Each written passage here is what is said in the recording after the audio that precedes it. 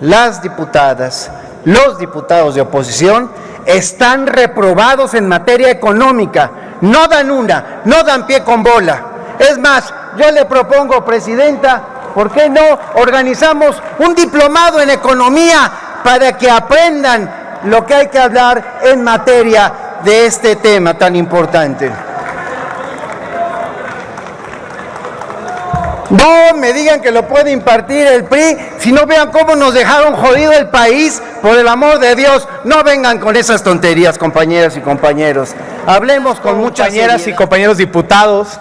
Personalmente y como fracción parlamentaria dentro de la Cámara nada nos daría más gusto que pues entablar esta glosa y pudiéramos destacar los resultados positivos que se tienen en materia económica.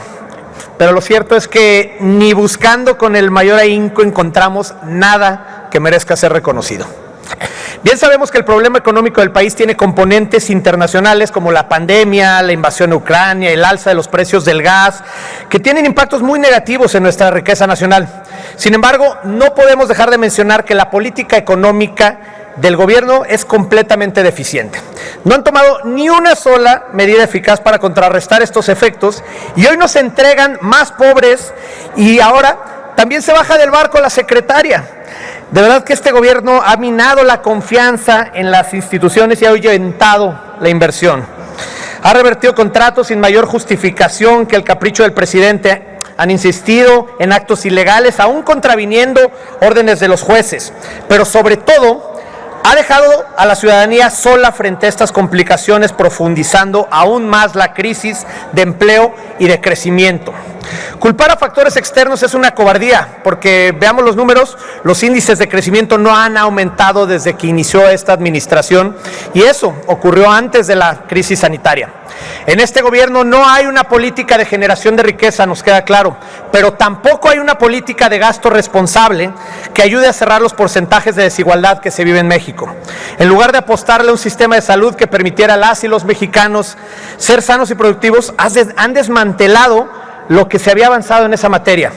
Miremos nuestro sistema educativo de más de 3.5 millones de niñas y niños y jóvenes que tuvieron que abandonar sus estudios tras la pandemia.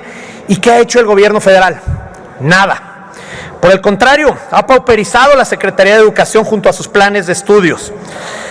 Queremos que nos expliquen cómo se le va a dar cumplimiento a las prioridades de gasto si la misma Sedena pues goza prácticamente de todo el presupuesto. La Sedena es la supersecretaría y qué miedo que también la Sedena empiece a ver las cuestiones económicas en este país. El secretario nos pide creer que ahora sí vamos a crecer cuando no ha habido ni una sola política exitosa para generar crecimiento económico.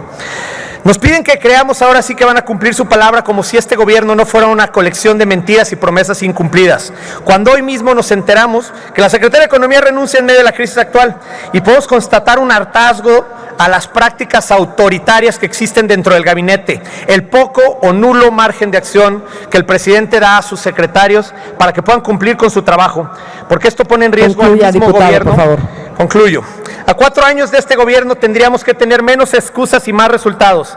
En la bancada naranja seguiremos trabajando con dedicación en las propuestas que hagan sentido a la situación económica de millones y millones de mexicanos por sus negligencias por favor, en política económica. Esos sectores más marginados que ustedes prometieron que iban a ser los que más apoyarían. Es cuanto. Muchas gracias, diputado. He escuchado pues las participaciones de todos los grupos parlamentarios. Dejaré a quien vaya a hablar en nombre de Morena, ya los oradores que faltan, pero debo decirles con franqueza, las diputadas, los diputados de oposición están reprobados en materia económica, no dan una, no dan pie con bola. Es más, yo le propongo, presidenta, ¿por qué no organizamos un diplomado en economía para que aprendan lo que hay que hablar en materia de este tema tan importante? No me digan que lo puede impartir el PRI, si no vean cómo nos dejaron jodido el país, por el amor de Dios, no vengan con esas tonterías, compañeras y compañeros. Hablemos con mucha seriedad. 4 años de mantener la ruta Permítame, económica. diputado Robles Montoya, le pido a las legisladoras y legisladores que permitamos que siga con su participación. Hemos escuchado de manera educada a cada uno de los ponentes de los diferentes grupos parlamentarios, por lo que pido lo mismo para el diputado Benjamín Robles. Adelante, diputado. 4 años de mantener la ruta económica del proyecto alternativo de nación que desde muchos años atrás viene impulsando el presidente López Obrador, más o menos 2005-2006, pero que en el 2018 a finales arranca de manera oficial. 4 años de avances, 4 años de logros importantes, a pesar de los 2 que tuvimos de la pandemia del COVID y de los 4 que hemos enfrentado en esta Cámara de la pandemia llamada México, Van contra México, por cierto, que también ya se está extinguiendo. 4 años de ir acabando con los privilegios de unos cuantos, para en su lugar atender a la mayor parte de las mexicanas y mexicanos. 70% de las familias de este país reciben por lo menos un respaldo. Lo que pasa es que no les interesan los pobres. A ustedes les interesa la pobreza en la que han caído los grandes empresarios, a quienes se les ha obligado a pagar los impuestos que antes no lo hacían, en contubernio con los malos gobiernos que hemos tenido en este país. Por lo tanto, compañeras y compañeros, sí, les venimos a reiterar, por el bien de todos, primero los pobres. Separar el poder político del poder económico, para empezar a construir, como lo hemos hecho desde hace 4 años, esta nueva etapa en la vida nacional. ¿Qué hemos hecho en estos 4 años, por cierto, que tanto enfurece a la oposición?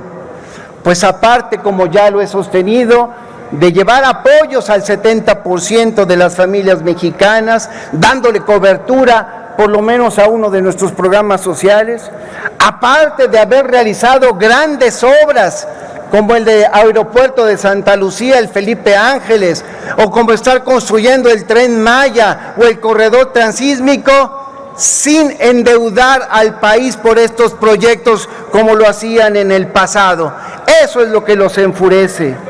Y aparte, por supuesto, obligarlos a pagar los impuestos a esos empresarios neoliberales que en contubernio con los malos gobiernos se hacían que la Virgen les hablaba a la hora de cumplirle al país.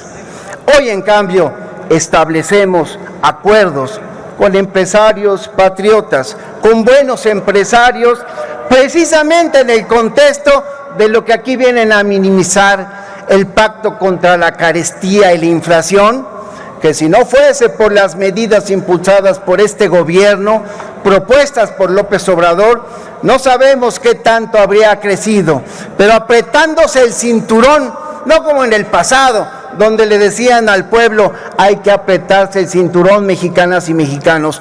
Hoy es el gobierno el que se aprieta el cinturón y por eso absorbió los impuestos a las gasolinas, compañeras y compañeros.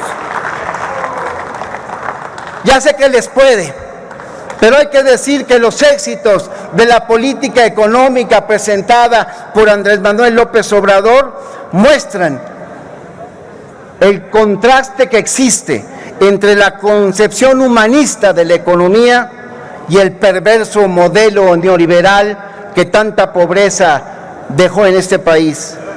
Vaya lección que se siguen llevando los conservadores, porque no atinan a pensar cómo, y refuto los dichos aquí de representantes de Acción Nacional que hablan de cómo están supuestamente, según ellos, las cosas en este país, decirle que los datos que nosotros sí consideramos es como López Obrador es el segundo presidente más querido en el mundo, y eso es en parte por la política económica que viene impulsando nuestro presidente.